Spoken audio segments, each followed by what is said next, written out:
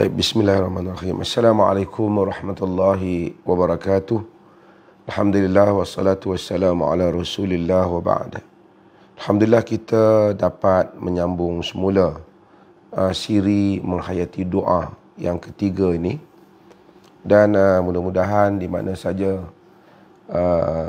para penonton berada, sama ada sedang bersiap untuk pergi ke kerja ataupun berada di rumah ataupun di dalam perjalanan, dan mudah-mudahan Allah Subhanahu Wa Taala merahmati kita semua.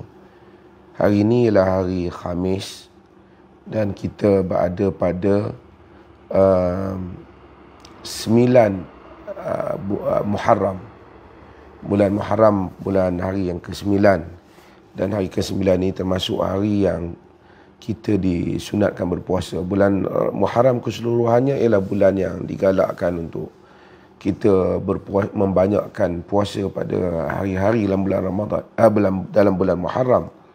Dan hari yang ke-9 itu pun disebut sebagai At-Tasu'a, digalakkan berpuasa kerana Nabi SAW di dalam hadis yang diriwayatkan oleh Imam Muslim, Nabi menyatakan bahawasanya lau baqitu ila qabil la asummanna tasi'.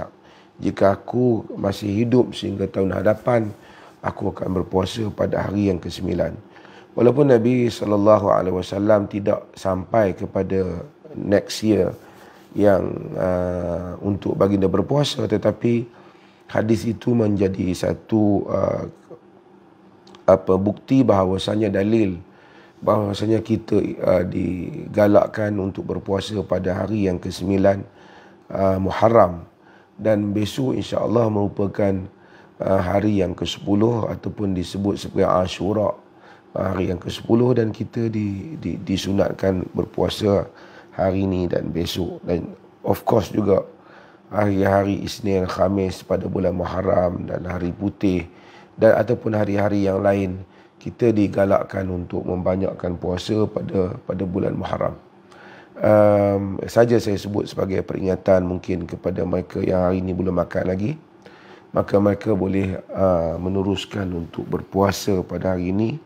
Jika tak pun, mereka boleh berpuasa pada hari besok ataupun lusa, seperti mana di dalam riwayat Imam Ahmad, besok dengan lusa, hari ini ataupun esok dengan lusa, ataupun tiga-tiga sekali, kerana ia bulan Muharram, bulan yang digalakkan untuk kita berpuasa. Ini sebagai satu mukadimah lah, mungkin saling mengingati antara kita sebelum kita pergi, saudara-saudara sampai ke tempat kerja masing-masing. Okey, kita sambung semula tentang perbincangan kita berhubung dengan doa. Semalam kita dah bahas di dalam surah Al-A'raf ayat yang ke-55.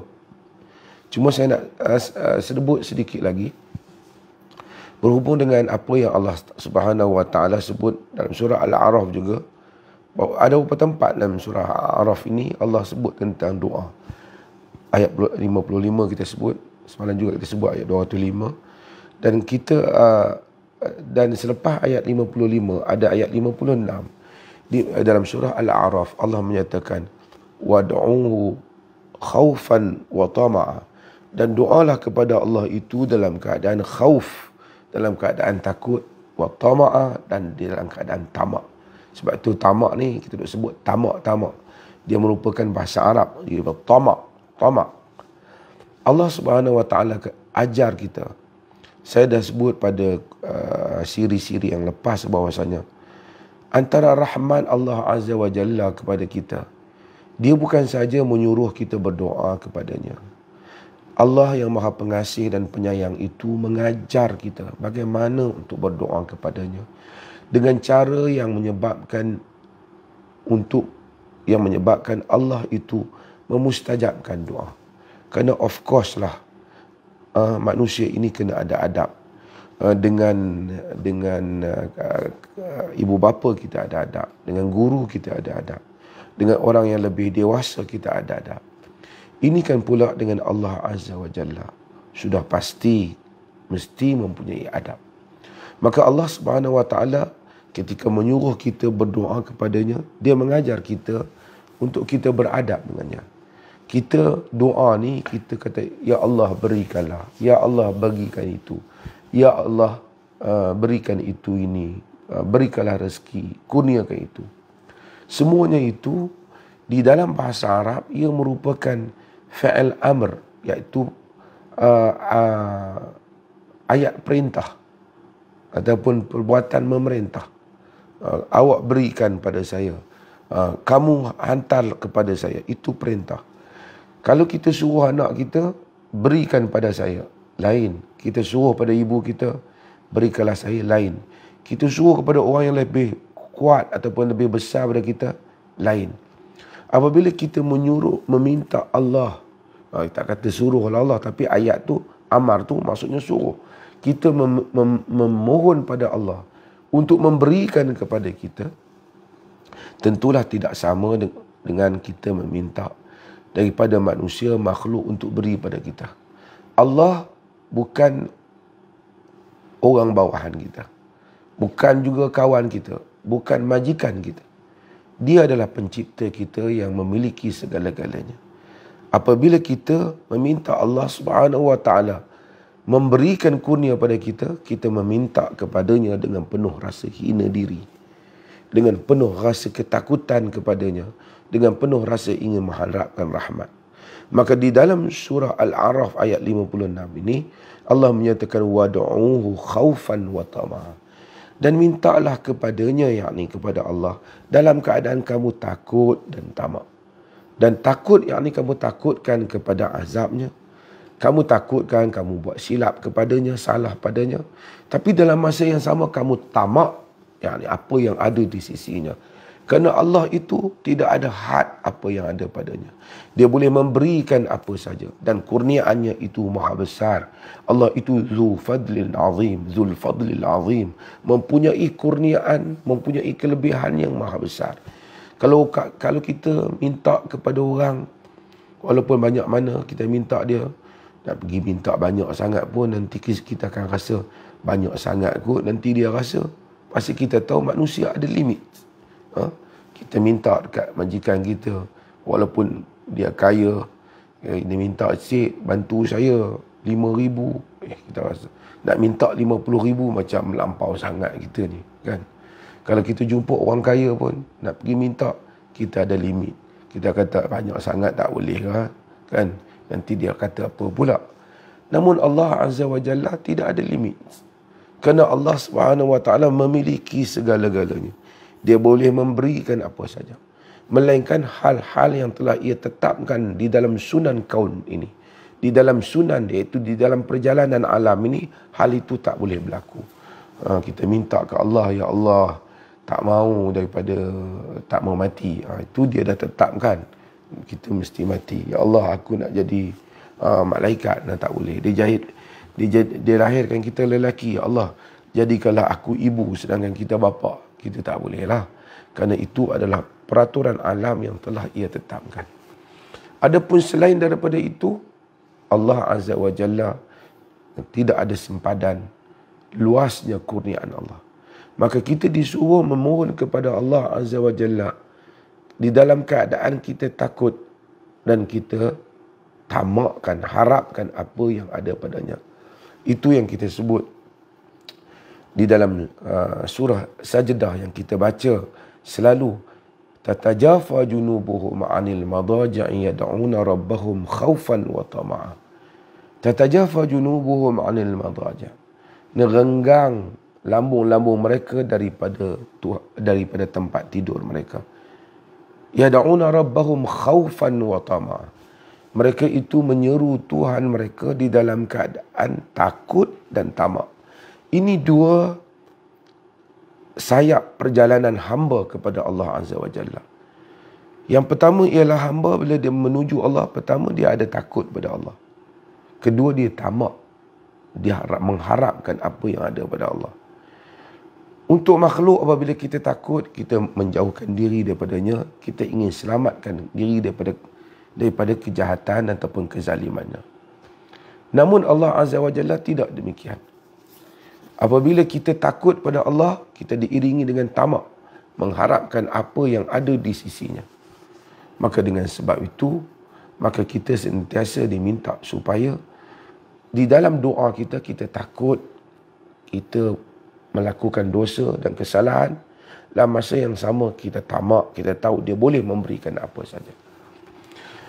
Nabi SAW, apabila Aisyah radhiyallahu anha bertanya Nabi SAW tentang ayat Allah, walladzina yu'tuna ma atau wa qulubuhum wajilah annahum ila rabbihim raji'un ulaika yusari'una fil khairat wa hum laha sabiqun. Maksudnya, walladzina yu'tuna ma atau, orang-orang yang memberi apa yang mana Allah kurnia pada mereka, daripada kurniaan-kurniaan Allah, mereka memberi, mereka infak pada jalan Allah.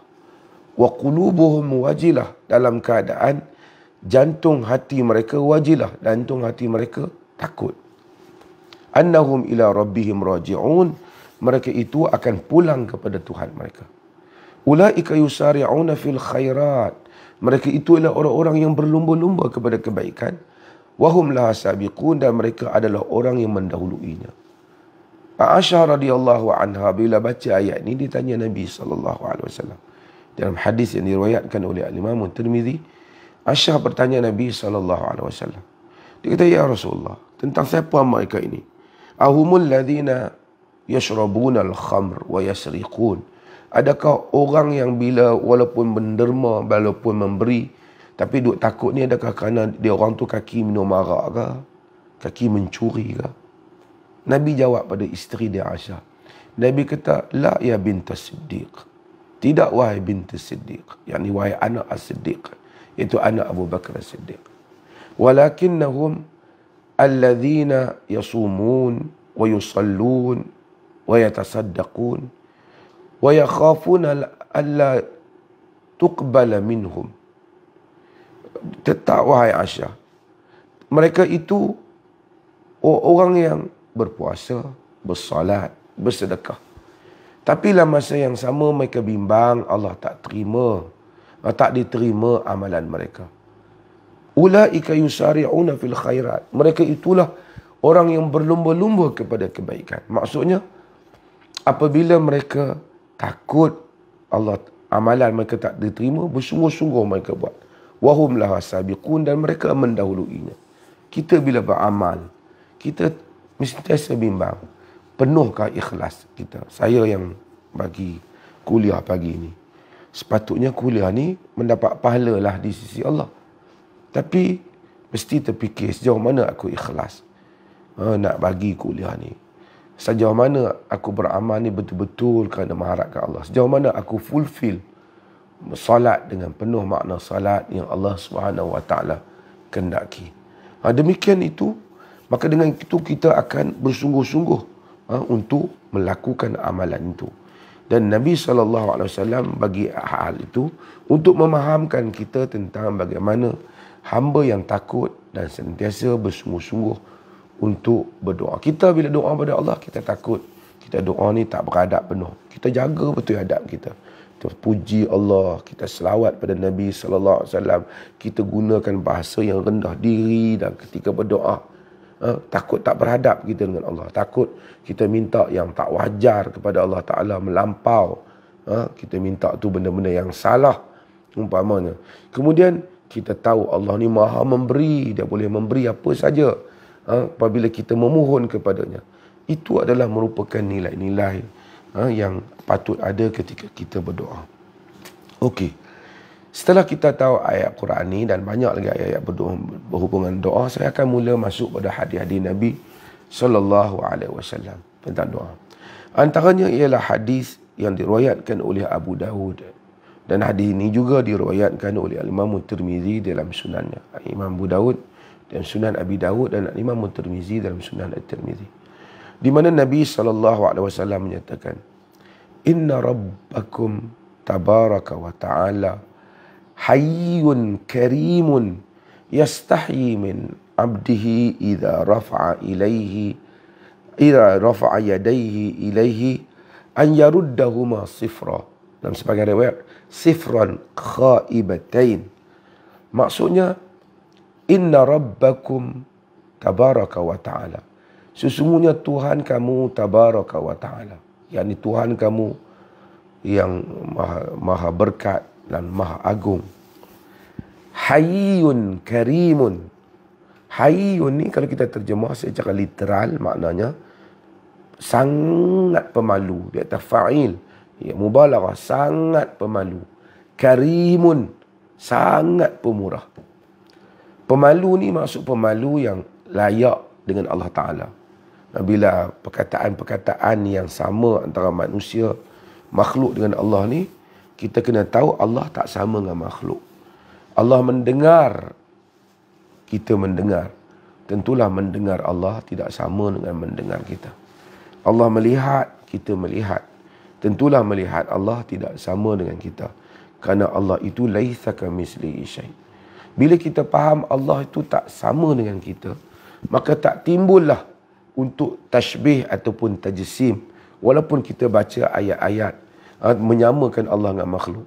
Orang yang menyamakan Allah dengan makhluk, dia fikir kalau ayat ni kita sebut kata yang sama dengan makhluk, kerana otak dia fikir Allah tu mungkin macam makhluk. Saya nak buat contoh lah, nak bagi mudah untuk kita faham kan. Kita umpamanya, kita orang sama-sama makhluk, belum dibandingkan dengan Allah Jalla wa'ala yang maha suci untuk dibandingkan dengan makhluk. Sama-sama makhluk kita. Kita gaji kita katalah 4,000 sebulan. Kan? Sikit gaji kita. Lepas pada tu, kita kalau tengok satu barang tu pun makan, menu. Pergi makan steak lah, pergi makan apa di restoran yang mahal. Tengok-tengok kena sampai kat 3,000 makan. Makan dengan kawan-kawan. Oh, kita kata mahal. Teruk lah mahal, kita kata. Habis gaji aku sebulan. Habis gaji aku sebulan. Sebab kadar kita tu, macam tu kadar kita. Allah Azza wa Jalla tidak demikian. Untuk kita nak bandingkan, saya nak fahamkan. Kemudian ada satu orang kaya. Kita tengok orang kaya tu makan. Dia ni gaji dia mungkin sebulan 500,000. Ada orang sekarang gaji 1 juta, 2 juta biasa dan dunia korporat kan. Dia makan steak. Kita tengok dia makan sampai 8,000 meja sebelah kita. Kita kata kita kena habislah gaji dekat sebulan dia tu. Mungkin kena berhutang lah. 2 bulan lah dia ke gaji dia untuk bayar makan tu. Sebab apa? Sebab kita andaikan dia tu macam dengan kita. Tapi kalau kita tahu dia tu tak macam kita, pendapatan dia tu banyak, setakat dia makan 5-6 ribu tu, tak jadi kudir, orang kata tak perasan pun dengan duit dia tu. Maka tak adalah kesusahan bagi dia. Dan tak patut kita samakan, oh mestilah dia pun menyesal dia makan. Tak patutlah demikian. Allah Azza wa Jalla bukan makhluk. Apabila kata Allah pemalu, tak samalah dengan kita yang pemalu. Apabila kata, sebab tu kadang-kadang orang yang tak faham, apabila dia baca Allah ayat yanzilu rabbuna, Allah Ta'ala Tuhan kita turun. Dia pakai kalau Tuhan turun, mestilah kosong tempat atas, daripada atas turun ke bawah. Bila dia turun, masa bila pula dia naik? Sebab otak dia sendiri itu telah menyamakan Allah dengan makhluk daripada awal. Kemudian dia kata orang yang kata Tuhan turun ni mujassim, musyabbih, menyamakan Allah dengan makhluk. Sebenarnya dia sendiri yang menyamakan Allah dengan makhluk di dalam otak dia. Kalau kita anggap Allah itu tak sama dengan makhluk, maka turun Allah tak sama dengan turunnya makhluk. Sebab itu ada alam ghaib dan alam syahadah. Allah itu alam ghaib dan tak sama dengan alam syahadah. Alam manusia, alam jin tak sama. Alam kita dengan alam atom, proton, neutron tak sama. Alam kita dengan alam ikan tak sama. Bagaimana alam ghaib, masalah bawah, atas dan seumpamanya, tidak sama dengan makhluk. Walaupun mungkin sama dengan perkataannya. Dan ini tidak dipahami oleh orang yang kadang-kadang terlalu nak berfalsafah. Lalu mereka terlepas daripada mengagungkan ayat-ayat Allah ataupun mengakur di atas perkataan-perkataan yang digunakan oleh Rasulullah sallallahu alaihi wasallam ataupun yang digunakan oleh Allah Subhanahu wa taala di dalam kitabnya ataupun oleh Nabi sallallahu alaihi wasallam di dalam sunnahnya. Di dalam hadis ini Nabi sallallahu alaihi wasallam menyatakan Allah itu Hayyun Karimun. Allah itu pemalu, sangat pemalu dan sangat pemurah. Mamat pun pemurah juga. Orang kaya pemurah tak sama dengan Allah Ta'ala. Pemalu Allah tidak sama dengan pemalunya kita. Tapi Nabi SAW bagikan tausif, Nabi kan sifatkan sifat pemalu itu natijahnya ialah apa? Yastahi min abdihi. Ia malu daripada hambanya. Malu kita mungkin kita rasa aku malu kada segan nak jumpa dia lah kata. Aku malu lah, pagilah juga dia terpaksa lah. Kalau dia dah minta malu kat dia dulu, dia ada tolong aku. Itu malu kita. Allah tak sama dengan itu. Maha suci Allah daripada sama dengan hal-hal itu. Apabila Allah yastahi min abdihi, dia malu daripada hambanya, yakni dia tidak melakukan hal itu. Hal yang itu. Kerana kita bila malu, kita tak lakukan hal itu. Allah tak ada malu macam kita tu. Tapi dia punya moral maknanya, hal ini Allah tak lakukan. Apa dia? Idza rafa'a yadayhi ilaihi, apabila seorang hamba tu angkat tangannya kepada Allah Ta'ala, an yaruddahuma sifra, tiba-tiba Allah Ta'ala balas benda itu dalam keadaan sifra, dalam keadaan kosong. Hamba tu angkat tangan pada Allah, Allah balas kosong. Yakni tak bagi apa-apa dia minta. Manusia mungkin kita pergi minta kat dia, aku pergi minta apa satu pun tak dapat. Mungkin. Tapi Allah Hayyun Karimun, sangat pemalu yang layak bagi kebesarannya, pemurah yang layak dengan kebesarannya. Bukan pemurah macam kita. Kita macam mana pemurah pun minta kerap sangat pun, kita kata mentang-mentang lah aku semua bagi, minta tak berhenti. Allah lagi kita minta, lagi dia suka. Dan tidak ada limitation daripada sikap pemurah Allah Jalla wa'ala. Dalam Allah tak akan tolak kosong, memberikan balasan tangan kosong kepada orang-orang yang memohon kepadanya. Hadis ini menunjukkan dalam riwayat lain khaibatain, dalam keadaan kecewa. Aku minta kepada Allah apa pun tak dapat. Ini mustahil berlaku. Ini mustahil berlaku. Kerana ini adalah menyanggahi sifat Allah Azza wa Jalla. Hadis ini juga menunjukkan kepada kita, kita disunatkan mengangkat tangan ketika berdoa. Kerana idza rafa'a yadayhi ilaihi, dalam hadis ini, apabila hamba tu angkat tangan kepadanya. Jadi antara benda sunnah ketika berdoa ialah mengangkat tangan. Cumanya mengangkat tangan ketika berdoa itu mengikut keadaannya lah. Ada tempat kita tak angkat tangan lah. Mungkin kita doa ketika sedang bawa kereta, kita tak angkatlah tangan. Kita doa ketika kita sedang sujud, kita tak angkat tangan. Ketika Fatihah kita kata ihdinas siratal mustaqim, kita minta jalan yang lurus, kita tak angkat tangan. Tapi dalam keadaan-keadaan yang mana kita ada ruang untuk mengangkat tangan, dan tidak ada riwayat bahawa Nabi berdoa ketika itu dia tidak angkat tangan, dengan doa itu, doa-doa yang lain kita angkat tangan.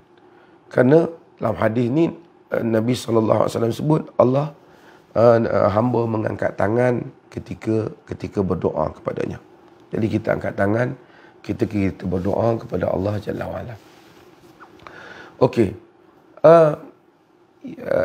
Hadis ini menunjukkan tak ada orang doa pada Allah dia tak dapat apa. Ini tak berlaku. Cumanya kita ni hamba Allah Ta'ala ni, Allah ni bukan macam pekerja ataupun kita order makan. Adik, teh ais 2, nasi goreng pedas sikit lah. Jadi kita tunggu dia mari barang makan. Saya kata pedas sikit, ni tak berapa pedas. Air kurang manis. Saya kata kurang manis, ni manis. Kita taklah boleh order Tuhan macam tu. Allah kita pohon kepadanya, dia beri kepada kita. Kadang-kadang tidak seperti yang kita pohon, tetapi dia beri apa yang lebih baik untuk kita. Ataupun dia jelmakan apa yang sesuai dengan kita. Kerana dunia ni bukan saja kita yang hidup. Hidup juga orang lain. Dan orang lain yang hidup itu, dia juga mempunyai permohonan dan kehidupannya. Saya nak sebut contoh yang mudah lah kan. Kita nak faham. Kadang-kadang mungkin kita contohnya lah.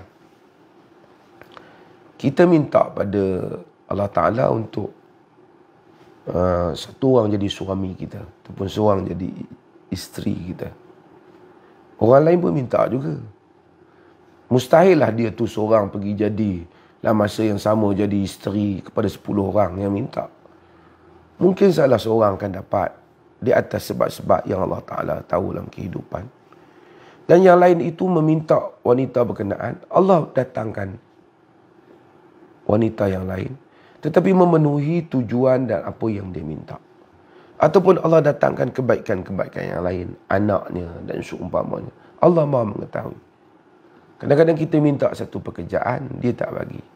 Kita tak dapat kerja tu. Kita dapat kerja yang lain. Apa yang kita dapat yang lain tu memenuhi apa yang menjadi harapan pada kita yang pertama. Jika kita benar-benar meminta kepada Allah.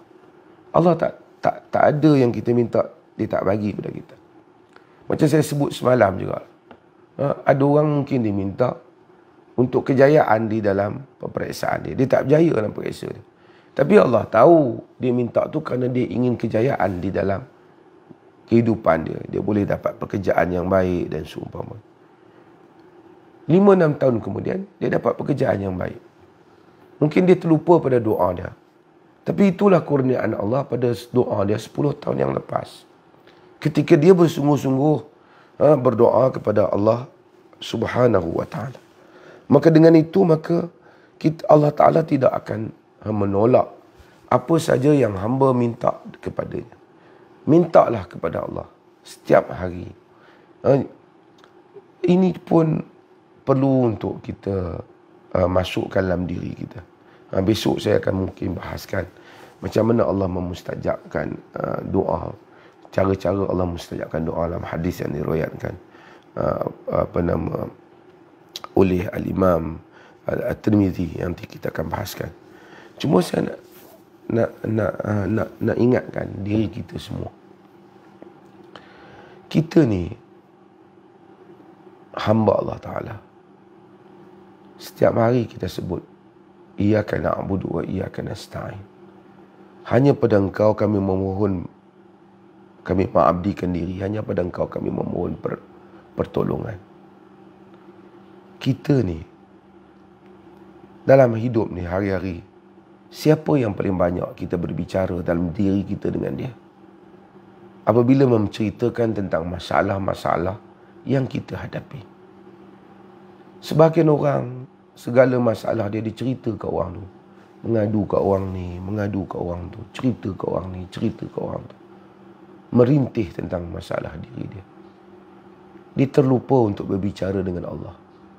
Padahal bila dia nak berbicara dengan orang tu, nak kena pergi jumpa orang tu, kena ambil masa orang tu, kena ada masa orang tu nak dengar. Sedangkan Allah ni, anytime, dia boleh mengadu dan memanggil Tuhan. Ketika dia berjalan, dia duduk. Kan? Qiyaman wa qu'udan wa ala junubihim. Masa duduk, masa berdiri, duduk, masa nak tidur, dia boleh menyebut, Ya Rabb, wahai Tuhanku. Ya Allah, tolonglah aku. Dia boleh menyebut nama Allah. Dia, masa salat dia memanggil Allah. Tapi, dia tak panggil Allah. Dia tak banyak bicara diri dia. Kita sendiri cuba ingat. Setiap hari dalam perjalanan kita takkan cakap 24 jam. Dan otak kita masa kita tak bercakap, diri kita masa kita bersendirian, mengingatkan masalah-masalah kita. Siapa yang kita seru dalam diri kita? Kalau kita tidak menyeru Allah Azza wa Jalla, tak sentiasa kata dalam diri kita, Ya Allah, tolonglah aku. Ya Allah, bantulah aku. Ya Allah, mudahkan urusanku. Nak naik kereta, kita minta, Ya Allah, beri keselamatan padaku. Nak baca kitab, kita minta, Ya Allah, baca buku, baca bahan. Ya Allah, bagi pertolongan kepadaku, bagi ku faham. Ya Allah, bagi ku mudah urusan. La haula wa la quwata illa billah. Kita tak banyakkan hal itu dalam hidup kita. Maka kita kontang hubungan kita dengan Allah. Kita teringat. Sebab tu ada orang bila dia ada masalah, bagi duit kat masjid supaya buat sembahyang hajat. Sedangkan dia dengan Allah sendiri boleh berhubung. Duk tunggu orang untuk selesai dengan Allah. Seolah-olah Allah tu jauh daripada dia. Dia tak berbicara dengan Allah. Sedangkan Allah adalah tempat hamba mengadu. Fa inni qarib, aku dekat, seperti mana dalam siri-siri yang lepas yang telah saya sebutkan. Kadang-kadang orang apabila ada masalah, ditimpa apa-apa masalah, siapa yang pertama yang datang dalam fikiran dia untuk dia selesaikan masalah? Setengah orang kalau dia tak baik hubungan dia dengan Allah, timbul dia masalah, otak dia cari siapa aku ni minta tolong ni. Tak salah lah nak tolong, minta tolong hamba sebagai sebab musabab. Tapi otak dia yang pertama mesti fikir, oh ni dia ni kawan aku ni, dia ni ada duit sikit. Oh dia ni kabel besar sikit boleh tolong. Otak dia tu, cara otak dia fikir. Sedangkan patutnya hamba ni apa-apa je berlaku, yang pertama tu aku doa lah. Selepas daripada tu kita carilah sebab musabab dalam alam ni. Tapi yang first kita Allah Azza wa Jalla. Ya Allah tolong aku. Kalau sejuta manusia ataupun seluruh manusia di bumi ini tolong, kalau Allah tak izinkan, hal itu tidak akan berlaku. Jika semua orang tak tolong kita, tapi Allah izinkan, Allah tolong kita, maka hal itu akan berlaku. Maka dengan sebab itu, maka kita mudah-mudahan dengan membaca, dengan memahami hadis ini, kita sentiasa mengangkat tangan kepada Allah berdoa. Dan ketika kita angkat, kita sentiasa percaya Allah tidak akan yarudduhuma sifran khaibatain. Allah Ta'ala menolak dua tangan itu dalam keadaan kosong dan kecewa. Tak akan berlaku. Bahkan dalam hadis yang diriwayatkan oleh Al-Hakim, hadis itu juga dengan sanad Al-Hakim, dia ada penambahan hatta yada'a fihima khaira. Bila hamba angkat tangan pada Allah Ta'ala, Allah Ta'ala tak akan biarkan dia turun tangan dia, melainkan sehinggalah Allah letakkan pada dua tangan itu khaira, satu kebaikan. Berimanlah kita pada Allah dalam hal ini, dan percayalah bahawasanya setiap kali kita berdoa, Allah pasti memberikan sesuatu kebaikan kepada kita. Dengan syarat kita sungguh-sungguh doa lah. Bukan doa macam semua orang doa, Rabbana atina fid dunya hasanah wa fil akhirati. Dia macam main-main, tak bersungguh-sungguh, tak hadir diri dia. Doa macam mana yang kita sebut, tadarruan, dalam keadaan takut, wa khufyah, merendahkan suara, khaufan, dalam keadaan tadarruan, rendah diri, wa khufyah, merendahkan suara, khaufan, dalam keadaan takut, kita tak bersopan, langgar peraturan Allah, wa tama'a, dan betul-betul mengharapkan pada Allah. Ini yang disebut dalam ayat-ayat tadi. Insya-Allah, dengan janji Allah yang pasti, doa kita akan dimustajabkan dan kita akan diterima oleh Allah. Insya-Allah, mudah-mudahan semua tuan-tuan selamat di tempat masing-masing, dan insya-Allah saya akan sambung besok membicarakan tentang 3 cara Allah Ta'ala menerima doa hamba, dan hadis-hadis yang lain lagi. Dan insya-Allah mudah-mudahan Allah rahmati kita semua. Sekian. Assalamualaikum warahmatullahi wabarakatuh. Okay, terima kasih banyak. InsyaAllah sehingga kita bertemu lagi pagi besok pada pukul 7 pagi dengan izin Allah.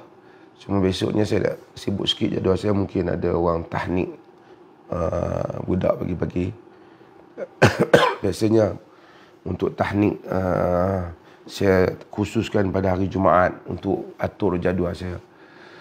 Untuk mereka bawa anak-anak mereka datang tahnik. Tapi kalau nak tahnik anak tu, dia tolong uruskan dengan PA saya lah, supaya saya dah tahu berapa jumlah yang datang ke rumah untuk tahnik pada waktu pagi, insyaAllah.